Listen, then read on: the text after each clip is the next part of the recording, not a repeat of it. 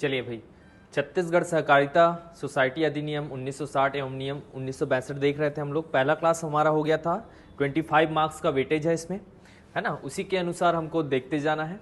ठीक, इस वीडियो के बाद आपको एमसीक्यू भी मिलना चालू हो जाएगा, है ना। एमसीक्यू जो मिलेगा आपका द पढ़ंतु आईएएस ऐप में ही मिलेगा। नॉमिनल कॉस्ट में ये पूरा कोर्स उपलब्ध है आपके लिए द पढ़ंतु आईएएस ऐप में, है ना। तो चलिए हम देखे थे पूरे जो अध्याय थे उसका नाम तो हो गया था। ठीक, हम देख रहे थे रजिस्ट्रेशन प्रोसेस। किसको? Registration process. तो रजिस्ट्रेशन प्रोसेस जो होता था, रजिस्ट्रेशन पंजीकरण जो होता था, जो पहला टॉपिक है हमारा रजिस्ट्रेशन, है ना। ये धारा नंबर सेक्शन 3 से लेकर 18 था। तो हम दो पार्ट में उसको डिवाइड किए थे, 3 to 9 और 10 to 18। ठीक, तो वैसा ही पढ़ते जाना है। आज हम लोग देखेंगे 3 to 9 जो है उसका नाम याद कर लिए थे। ठीक, देखिए धारा 3 रजिस्ट्रार था, क्या बोला था मैंने? रजिस्ट्रार। और धारा 9 इसमें रजिस्ट्रेशन होगा बोले। ठीक, यही पंजीकरण, रजिस्ट्रार, रजिस्ट्रेशन, है ना। फिर रजिस्ट्रार एक बार रिपीट कर लेते हैं, फिर 3 से लेकर 9 का पूरा डिटेल करेंगे आज हम लोग, है ना। 4 में क्या था? ऐसे सोसाइटी जो रजिस्ट्रेशन के लायक है कि नहीं, ये देखना था। 5 सोसाइटी, है ना, लिमिटेड लाइबिलिटीज, सीमित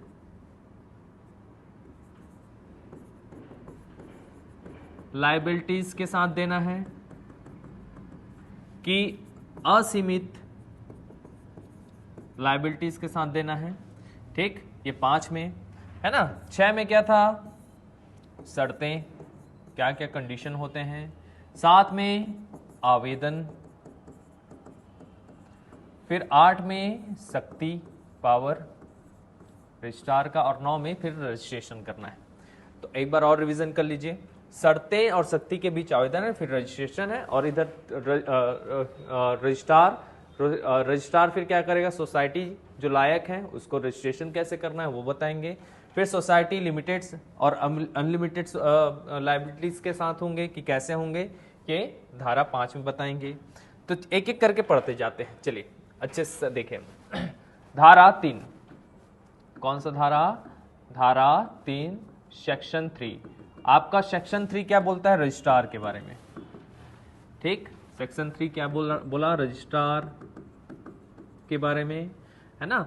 रजिस्ट्रार रजिस्ट्रेशन करने के लिए क्या होता है? रजिस्ट्रेशन करने के लिए एक रजिस्ट्रार होना ही चाहिए, ये बोला गया है। ये जो रजिस्ट्रार होगा, कोई भी जो रजिस्ट्रार होगा, ठीक, इनकी नियुक्ति, ठीक, राज्य सरकार द्वारा किया जाएगा। सोसाइटी के रजिस्ट्रेशन के लिए कौन लगेंगे? रजिस्ट्रार लगेंगे। और अपॉइंट कौन करेंगे? स्टेट गवर्नमेंट, राज्य सरकार द्वारा। और इनके सहायता के लिए, रजिस्ट्रार के सहायता के लिए, हेल्प के लिए, ये क्रम याद रखना। सबसे ऊपर होंगे अपर रजिस्ट्रार। सबसे ऊपर होंगे, बोले क्या? अपर रजिस्ट्रार। ठीक है, अपर रजिस्ट्रार। ठीक, उसके नीचे अपर, देखिए सीक्वेंस है, तो उसके नीचे आपका अपर रजिस्ट्रार के नीचे जॉइंट रजिस्ट्रार, जिसको संयुक्त रजिस्ट्रार बोलते हैं। संयुक्त रजिस्ट्रार, जिसको इंग्लिश में जॉइंट रजिस्ट्रार बोलते हैं। ठीक, जॉइंट रजिस्ट्रार के नीचे डिप्टी रजिस्ट्रार, ठीक, उप रजिस्ट्रार, हिंदी में बोलेंगे उप रजिस्ट्रार, जॉइंट रजिस्ट्रार। उसके नीचे सहायक रजिस्ट्रार, है ना, असिस्टेंट रजिस्ट्रार जिसको बोलते हैं। सबसे मेन होते हैं सहायक रजिस्ट्रार, क्योंकि कोई भी सोसाइटी का रजिस्ट्रेशन के लिए सबसे पहले जाओगे आप सहायक रजिस्ट्रार के पास। ठीक, असिस्टेंट, सहायक रजिस्ट्रार, है ना। और उनके नीचे फिर आपके अन्य अधिकारी होंगे। उनके नीचे क्या होंगे? अन्य अधिकारीगण होंगे। आपको ये सीक्वेंस याद रखना है, ऊपर से नीचे या नीचे से ऊपर, जैसे भी पूछे। ठीक, सबसे देखिए, और इन सब की नियुक्ति भी राज्य सरकार द्वारा होगा, है ना। अपर रजिस्ट्रार हो गया, ज्वाइंट रजिस्ट्रार हो गया, ज्वाइंट उप को डिप्टी बोलते हैं, यहाँ पे ज्वाइंट लिख दिए। ठीक, यहाँ पे ज्वाइंट नहीं आएगा, उप को डिप्टी रजिस्ट्रार कहते हैं, है ना, डिप्टी रजिस्ट्रार।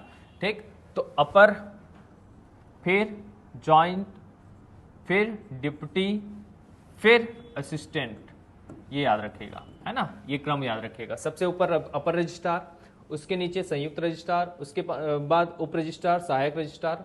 ठीक, सहायक सबसे नीचे होता है, ये याद रखना। अन्य अधिकारी तो अलग ही है, तो सहायक सबसे नीचे और सबसे ऊपर अपर रजिस्ट्रार, इस क्रम में, है ना। ठीक, उसके बीच में संयुक्त, संयुक्त के नीचे डिप्टी, ये याद रखिएगा, बहुत इजी है। ठीक, इन सब की नियुक्ति के लिए भी राज्य सरकार द्वारा होगा, है ना। तो अलग अलग क्षेत्र होता है, जैसे जिला, हर जिला के स्तर पर एक सहायक रजिस्ट्रार होगा, उसके ऊपर पूरा एक उप रजिस्ट्रार, डिप्टी रजिस्ट्रार होगा। ठीक, उसके ऊपर ज्वाइंट रजिस्ट्रार पूरा, और राज्य के लिए एक अपर रजिस्ट्रार, और उसके ऊपर एक रजिस्ट्रार होगा, ऐसा करके सीक्वेंस बनाया जाता है ना।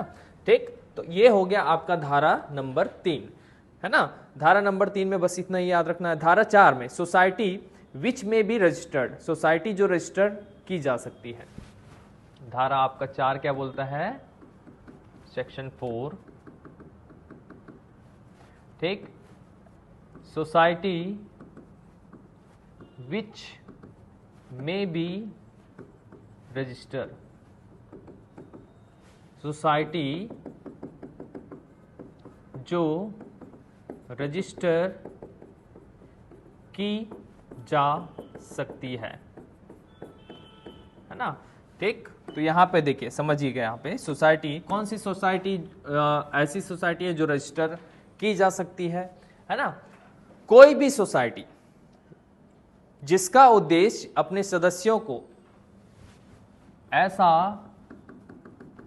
कोई भी सोसाइटी रजिस्टर किया जा सकता है जिसका उद्देश्य, ठीक, अपने सदस्यगण को, सदस्यों को, जो भी सदस्य होंगे उस सोसाइटी के, है ना, अच्छे से समझिएगा। ठीक, आर्थिक लाभ पहुंचाना होना ही चाहिए, है ना। मतलब आर्थिक गतिविधियां होनी ही चाहिए, है ना, इकोनॉमिकल जो भी प्रॉफिट है।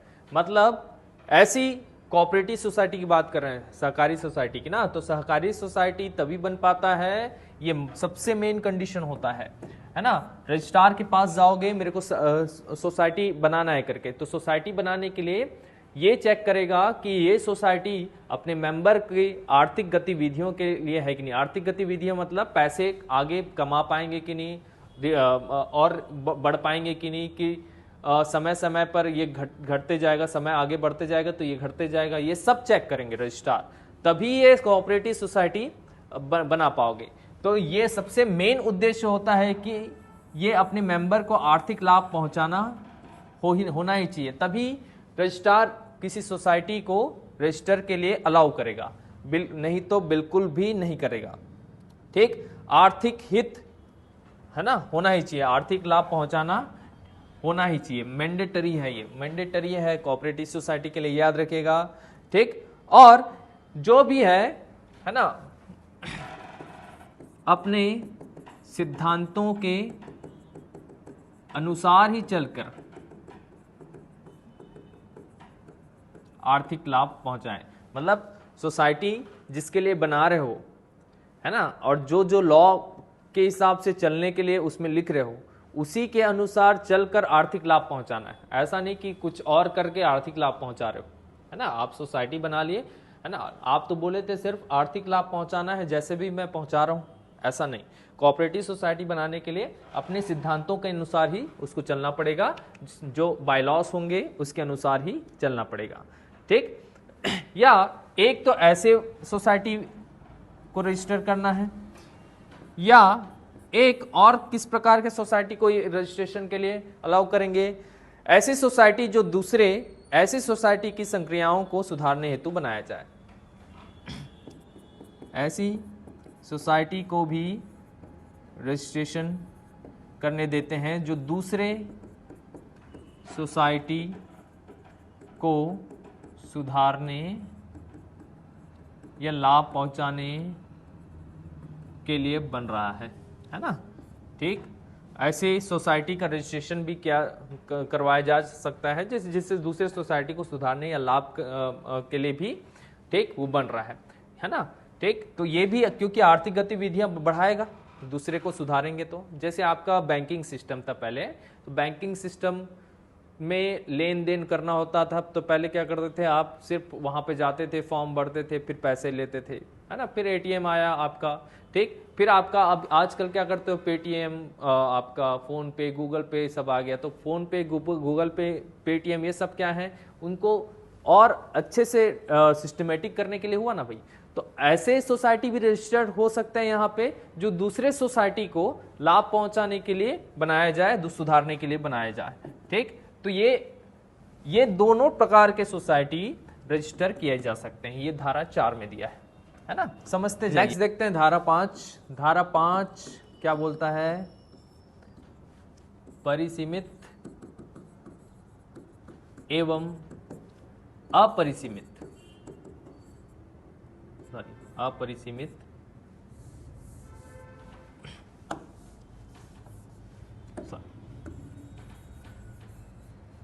परिसीमित एवं अपरिसीमित दायित्व के साथ रजिस्ट्रेशन। देखिए, परिसीमित मतलब लिमिटेड। इंग्लिश में इसलिए मैं बता रहा हूं क्योंकि इंग्लिश में ज्यादा इजी पड़ता है, एक्ट वगैरह, है ना।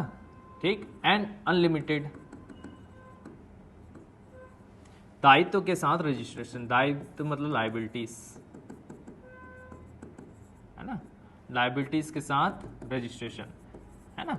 ठीक, ये बोलता है धारा 5। धारा 5 में क्या पढ़ना, देखें, रजिस्ट्रार चाहे तो, है ना, समझिएगा, है ना, सोसाइटी मतलब कोई भी ऐसा सोसाइटी जो नया बन रहा है ना, उसको लिमिटेड लायबिलिटीज,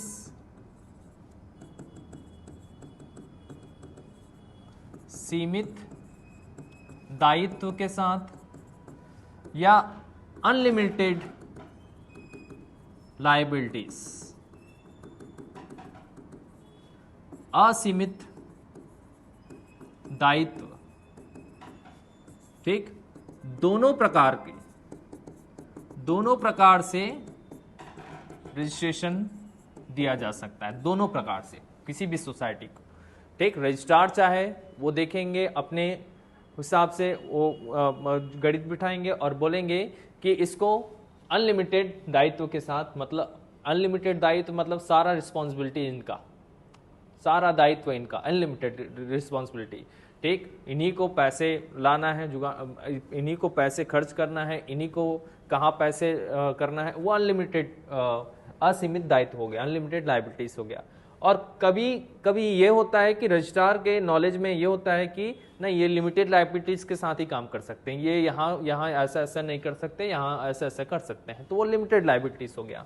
ठीक है, लेकिन इसमें कंडीशन है। क्या कंडीशन है उसको याद रखिएगा। ठीक, कंडीशन क्या है यहाँ पे? ऐसी सोसाइटी का मेंबर जो दूसरे सोसाइटी के भी मेंबर हों, है ना, ऐसी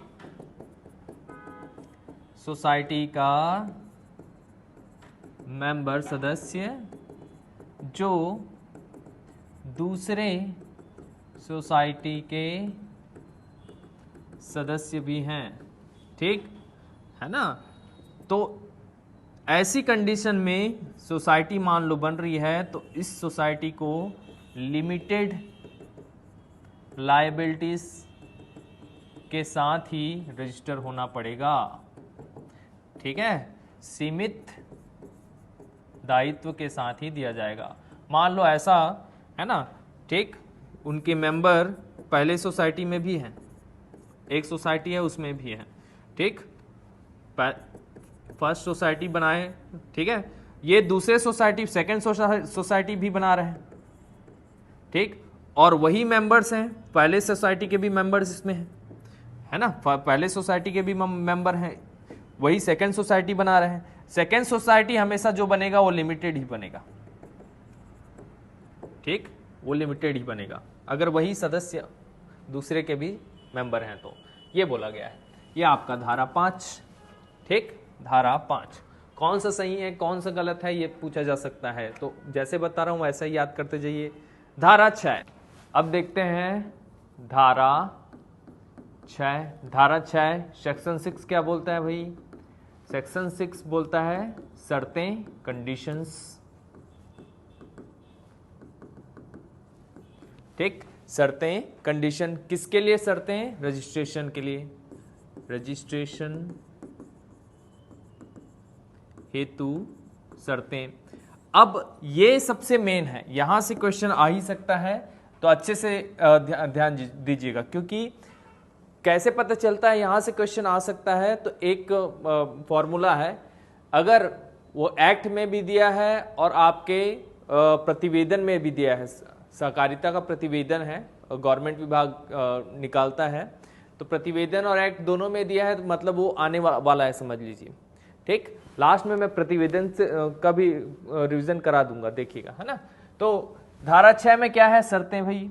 शर्तें में चलिए, पहला शर्त क्या है रजिस्ट्रेशन के लिए? तो सोसाइटी में, सोसाइटी हेतु कम से कम,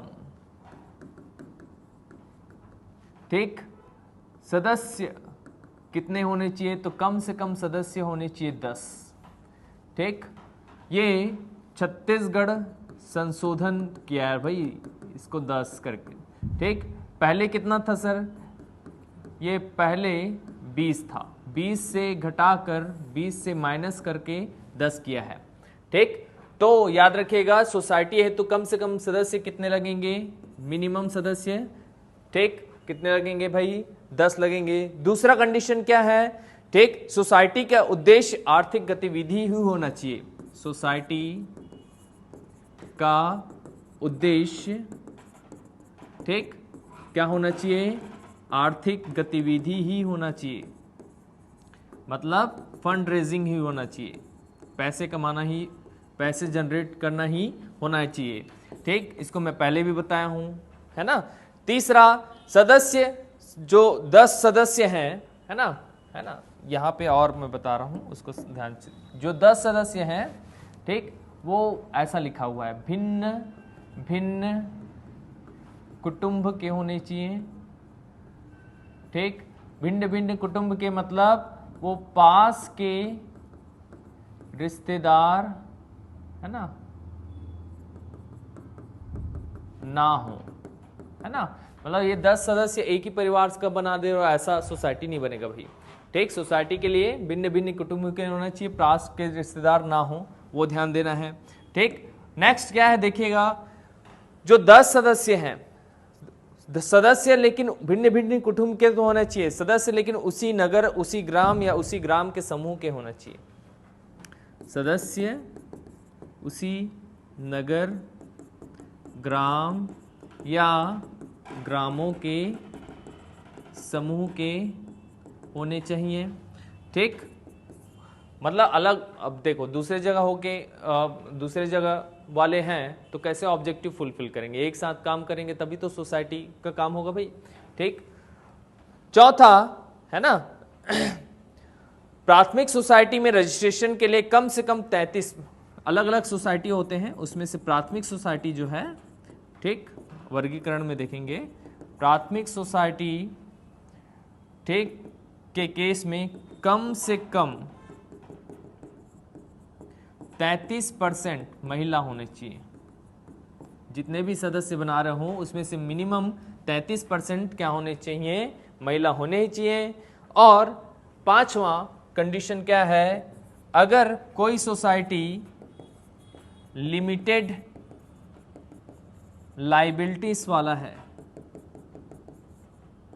तो उस सोसाइटी के उस सोसाइटी के नाम के अंत में लिमिटेड लिखना जरूरी है। लिमिटेड मतलब सीमित, सीमित लिखना आवश्यक। अंत में कैसे पहचानोगे कि कोई लिमिटेड लायबिलिटीज वाला सोसाइटी है कि अनलिमिटेड वाला सोसाइटी? तो अनलिमिटेड लायबिलिटीज वाले सोसाइटी में लास्ट में कुछ नहीं लिखा रहेगा, सोसाइटी का नाम बस लिखा रहेगा। ठीक, लिमिटेड लायबिलिटीज वाले में नाम मतलब नाम तो सोसाइटी का नाम है ना। ठीक, जैसे द पढ़ंतु सोसाइटी है, द पढ़ंतु IAS सोसाइटी।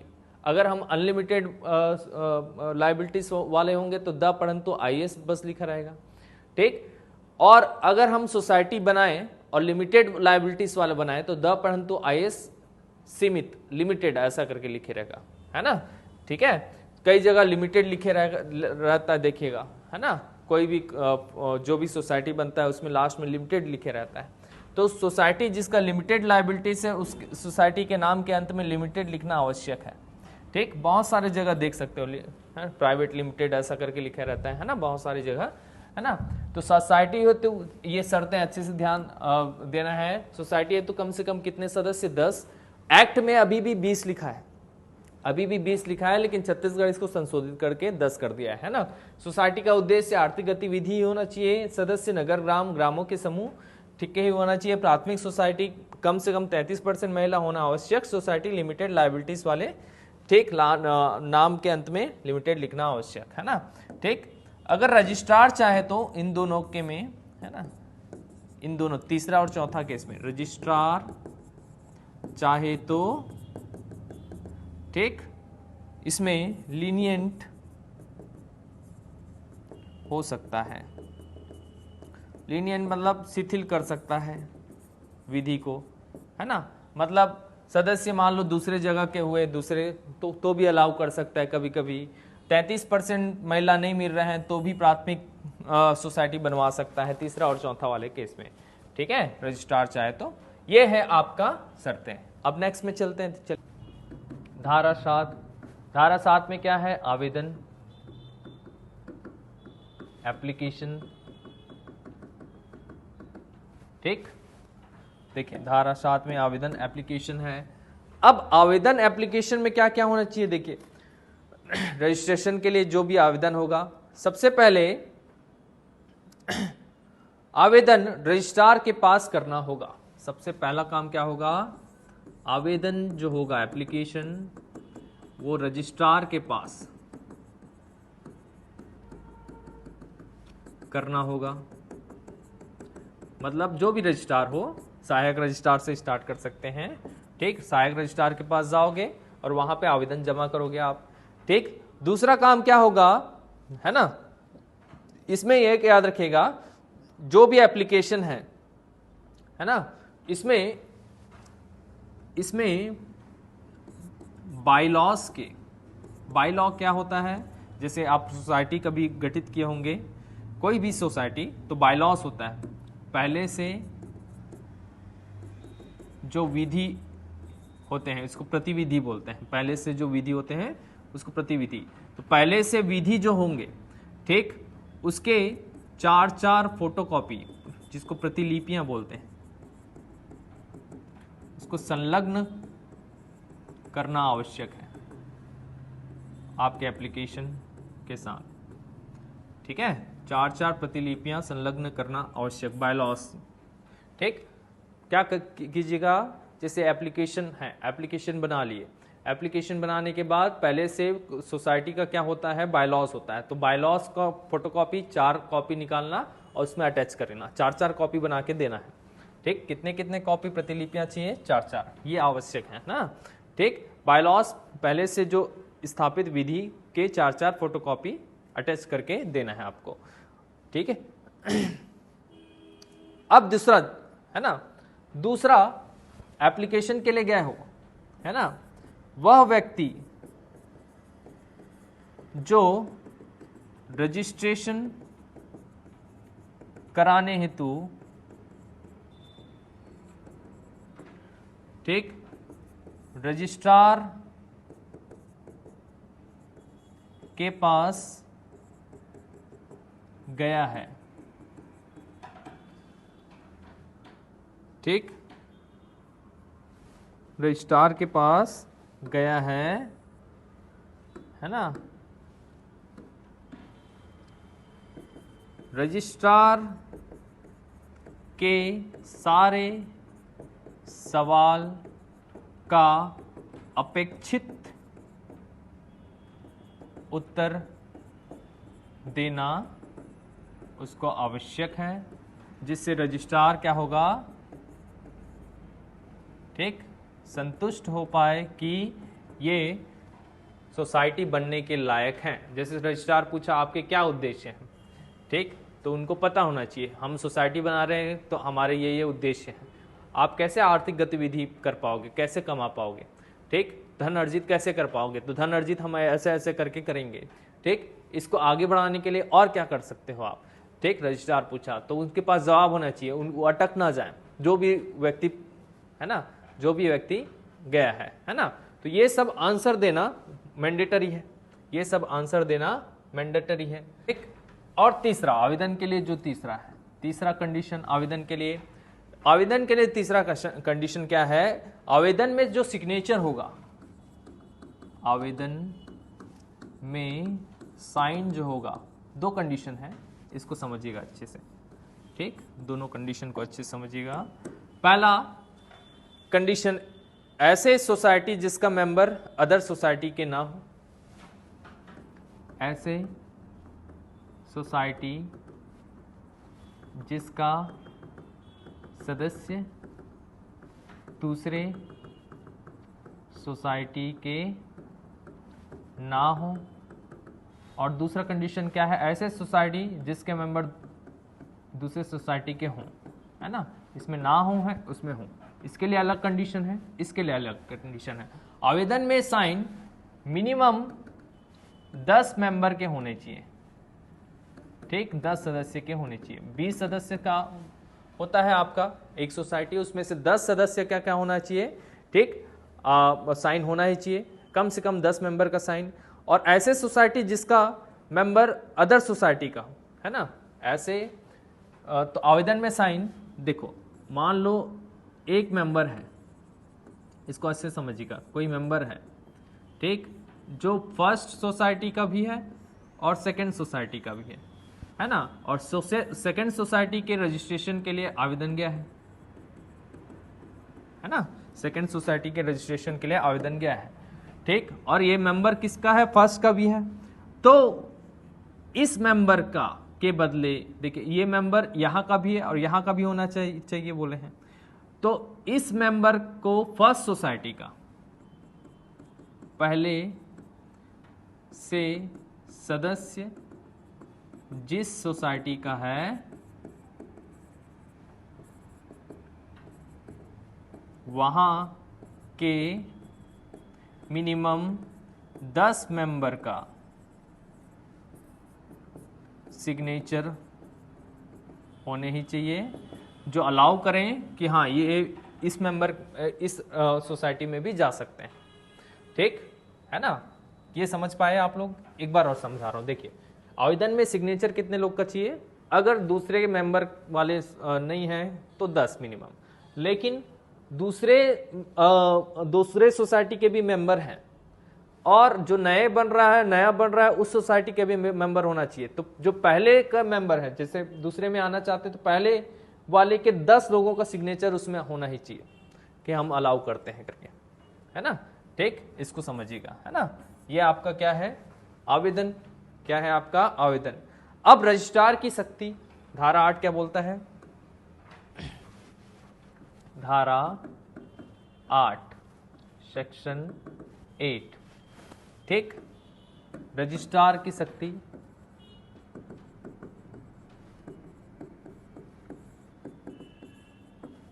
पावर किसका, रजिस्ट्रार का। तो रजिस्ट्रार की क्या क्या शक्तियां भाई, देखिए रजिस्ट्रार पहला शक्ति क्या है, किसी पहला सोसाइटी को, है ना, पहला तो यही है कि किसी भी सोसाइटी को, ठीक, रजिस्ट्रेशन देना है कि नहीं देना है, ये डिसाइड कौन करता है, रजिस्ट्रार करेगा। दूसरा, किसी भी सोसाइटी का रजिस्ट्रेशन बने रहना, ये भी डिसाइड कौन करेगा? ठीक, रजिस्ट्रार करेगा। तीसरा, सोसाइटी का मेंबर कोई सोसाइटी में बने रहेगा या नहीं, ये भी डिसीजन कौन लेंगे? रजिस्ट्रार करेंगे। सोसाइटी का मेंबर को सोसाइटी में बने रहना है कि नहीं, मतलब यहाँ पे पूरे सोसाइटी की बात हो रही है, दूसरे में सोसाइटी को बने रहने देना है कि नहीं, कि पूरे को रद्द करना है। सोसाइटी का मेंबर कोई, मान लो लिखा है ये कृषक है, लेकिन वो बाद में पता चलता है कि वो कृषक पहले बोला था, वो बाद में नहीं है, ठीक, या कोई झूठ पकड़ा गया किसी मेंबर का, है ना, ठीक, उस समय वो मेंबर बने रहेगा कि नहीं, ये सारा शक्ति रजिस्ट्रार का होता है ना, ठीक, निर्णय। और इसका निर्णय इन सब में रजिस्ट्रार का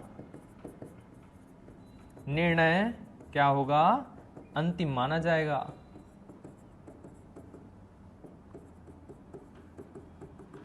ठीक, अब देखिए धारा 9, सबसे मेन आपका धारा नंबर 9, ठीक, सेक्शन 9, रजिस्ट्रेशन सबसे मेन है, ठीक है। इसका धारा मोस्ट आईएमपी है, मोस्ट आईएमपी। रजिस्ट्रेशन का धारा कौन सा है? क्योंकि आपके पहला ही टॉपिक है रजिस्ट्रेशन, देखिएगा, ठीक। तो रजिस्ट्रेशन, रजिस्ट्रीकरण, देखिए रजिस्ट्रीकरण में सबसे पहले आप लोग याद रखिएगा, ठीक, रजिस्ट्रार ही रजिस्ट्रीकरण करेगा, है ना, रजिस्ट्रार ही क्या करेगा? रजिस्ट्री करेगा। कब करेगा? जब रजिस्ट्रार संतुष्ट हो जाए कि, है ना, सोसाइटी जो बने हुए विधि का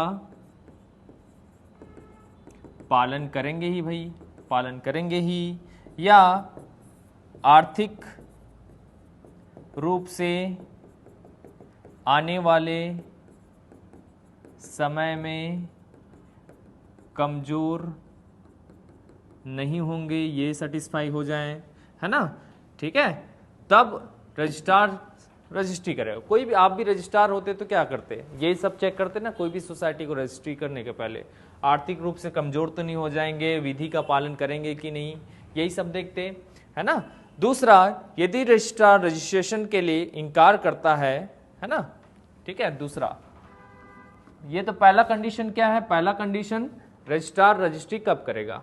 ठीक, मान लो इनकार कर दिया, है ना, इनकार किया तो रजिस्ट्रार को कारण बताना आवश्यक, क्यों कि हम लोग इसको क्यों रजिस्ट्रीकरण नहीं कर सकते, ठीक, और इस कारण को सूचित करना है रजिस्ट्रार को, जो भी फर्स्ट सिग्नेचर करता है, फर्स्ट सिग्नेचर करता है, मतलब ठीक 10 सिग्नेचर होंगे, मान लो 10 सिग्नेचर हैं, उसमें से जो फर्स्ट सिग्नेचर है, जो सबसे हेड होता है, वो फर्स्ट सिग्नेचर होता है उसका, तो सबसे हेड को, फर्स्ट सिग्नेचर कर्ता को, ठीक, सूचित करना भी आवश्यक है ना, मतलब वहां पे सूचना भी भिजवाएगा वो, है ना, ठीक, कि किस कारण से आपका ये नहीं हो सकता। तीसरा और सबसे मेन पॉइंट, है ना, ठीक, रजिस्ट्रेशन हेतु समय कितना लगेगा? तो रजिस्ट्रेशन हेतु 45 दिन का समय कर दिया गया, ये पहले 90 दिन था, 90 दिन को घटा के छत्तीसगढ़ 45 दिन कर दिया, और एक्ट में अभी भी 90 दिन दिया है भाई, ठीक, 90 दिन के भीतर होना चाहिए रजिस्ट्रेशन, ऐसा लिखा है, लेकिन वर्तमान में 45 दिन कर दिया गया, है ना। अगर इस रजिस्ट्रेशन हेतु समय 45 दिन है, ठीक, एप्लीकेशन भेजे किसको? एप्लीकेशन भेजते हैं, ठीक, एप्लीकेशन भेजते हैं किसको? रजिस्ट्रार को, है ना। रजिस्ट्रार के पास अब 45 दिन होता है, मान लो 45 दिन में, ठीक, कोई भी जवाब नहीं देता, कोई भी जवाब ये नहीं दिया, मतलब ना ही हाँ बोला ना ही ना बोला, ना ही रिजेक्ट किया ना ही एक्सेप्ट किया, ठीक, तो क्या होगा, रजिस्ट्रार 45 दिन के अंदर कुछ नहीं बोला तो 15 दिन के अंदर जो भी रजिस्ट्रार के उच्च अधिकारी होंगे, रजिस्ट्रार के उच्च अधिकारी 15 दिन के अंदर राज्य सरकार को सूचित करेगा। किसको? राज्य सरकार को सूचित करेगा, ठीक, कितने दिन के अंदर? 15 दिन के अंदर, है ना। रजिस्ट्रार जैसे आपके डिप्टी रजिस्ट्रार हैं, कुछ नहीं बोले 45 दिन, तो डिप्टी रजिस्ट्रार के ऊपर के अधिकारी कौन हो गए? आपके ज्वाइंट रजिस्ट्रार। तो ज्वाइंट रजिस्ट्रार 15 दिन के अंदर राज्य सरकार को सूचित करेंगे। तो राज्य सरकार को सूचना के बाद, ठीक, अब राज्य सरकार के पास कितने दिन होंगे? राज्य सरकार के पास 2 माह होंगे, है ना, ठीक। अब राज्य सरकार मान लो 2 माह के अंदर एप्लीकेशन को देखेगा और एक्सेप्ट रिजेक्ट करेगा। मान लो राज्य सरकार भी 2 माह के अंदर, है ना, ठीक, राज्य सरकार क्या बोलेगा? राज्य सरकार भूपेश बघेल जी के पास भेजोगे, है ना, तो क्या बोलेगा? आप ही लोग देखो, मान लो 2 माह के अंदर भी कोई भी जवाब नहीं आया, मतलब ना ही एक्सेप्ट किए ना ही रिजेक्ट किए, ठीक, तो सोसाइटी का रजिस्ट्रेशन कर दिया जाता है। सोसाइटी का क्या कर दिया जाता है? रजिस्ट्रेशन कर दिया जाता है, ठीक। तो थर्ड पॉइंट सबसे मेन है। क्वेश्चन यहां पे कैसा आएगा? ठीक, सोसाइटी रजिस्ट्रेशन का लिए कितने दिन का समय होता है? तो 45 दिन आंसर लीजिएगा। पूर्व में कितने दिन था बोलेगा तो 90 दिन, ठीक, छत्तीसगढ़ के संशोधन के पूर्व में 90 दिन था, ठीक। यदि 45 दिन के अंदर कोई जवाब नहीं दिया तो कितने दिन के अंदर भेजना पड़ता राज्य सरकार को? बोलेंगे तो 15 दिन आंसर, ठीक। और राज्य सरकार भी आंसर नहीं दिया, राज्य सरकार को सूचित करने के बाद कितने माह? 2 माह के अंदर, ठीक, का समय रहता है। तो सारा चीज को यहाँ पे अच्छे से कीजिएगा। ये आपका रजिस्ट्रेशन। तो आज इतना ही करेंगे, लेकिन अभी खत्म नहीं हुआ है। अब देखना रजिस्ट्रेशन में के लिए सरकारी प्रतिवेदन में क्या लिखा है, उसको अच्छे से करना है भाई, है ना। लास्ट अभी नहीं हुआ, देखिएगा, देखिए सरकारी प्रतिवेदन में, हाँ, ठीक, छत्तीसगढ़ सहकारी सोसाइटी अधिनियम 1960 के अंतर्गत सहकारी संस्थाओं का पंजीकरण, ये गवर्नमेंट का वो है प्रतिवेदन है। इसको मैं कोर्स के अंदर एक्ट को तो डाल ही दिया हूं, इसको भी प्रतिवेदन को भी डाल दूंगा, ठीक, या इसका इमेज भी आपके पास रहेगा, डोंट वरी, है ना, ठीक। तो यहाँ पे क्या लिखा है उसको भी देख लेते हैं। हालांकि सब कुछ पढ़े हैं और रिवीजन करना होगा, तो एक ट्रिक बताता हूँ। रिवीजन करना होगा तो लास्ट में क्या कीजिएगा आप लोग, जो सरकारी प्रतिवेदन है उसी को रिवीजन करके जाइएगा। बाकी एक्ट का पूरा चीज याद रहना चाहिए। लास्ट में कम टाइम है, आधा 1 घंटा में रिवीजन करना है पूरे एक्ट को, तो ये जो डाले रहूंगा मैं उसको रिवीजन करके जाइएगा, है ना, ठीक। तो यहाँ पे क्या लिखा है देखिए, छत्तीसगढ़ पंजीयन विभाग के द्वारा सहकारी सोसाइटी अधिनियम 1960 की धारा 9 के अंतर्गत सहकारी संस्थाओं का पंजीयन किया जाता है। तो यहाँ से डायरेक्ट क्वेश्चन पूछा जा सकता है कि कौन सी धारा के अंतर्गत पंजीयन किया जा सकता है, तो 9।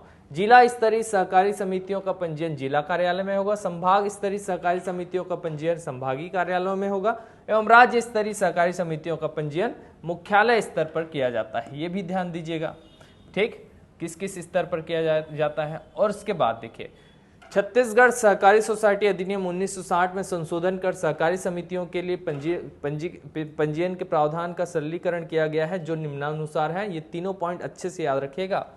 पूर्व में सोसाइटी का गठन कम से कम 20 व्यक्तियों के द्वारा किया जाता था, अब सोसाइटी का गठन 10 व्यक्तियों के द्वारा किया जाएगा, ठीक, मतलब 20 से 10 हो गया। पूर्व में सोसाइटी का पंजीयन 90 दिवस के भीतर किया जाता था, अब सोसाइटी का पंजीयन 45 दिन के भीतर किया जाएगा, जैसे अभी बताया मैं। और ये डेटा आपको याद रखना है लास्ट वाला पॉइंट का। वर्ष 2022-23 में दिनांक 31/12/2022 मतलब 31 दिसंबर तक 2022 तक कुल 278 इसको मैंडेटरी अच्छे से याद रखिए, 278 सहकारी समितियां का पंजीयन किया गया है, ठीक। इतना चीजें आपको याद रखना है है ना। चलिए अब नेक्स्ट क्लास में देखते हैं बाकी चीजें, 10 से लेकर 18 तक पंजीयन पूरा खत्म हो जाएगा उसके बाद। ठीक, यहाँ से 2 क्वेश्चन आने के चांसेस हैं अभी तक में, है ना, तो उसको अच्छे से कीजिएगा, 2 क्वेश्चन सबसे मेन होते हैं। चलिए ठीक है, थैंक यू।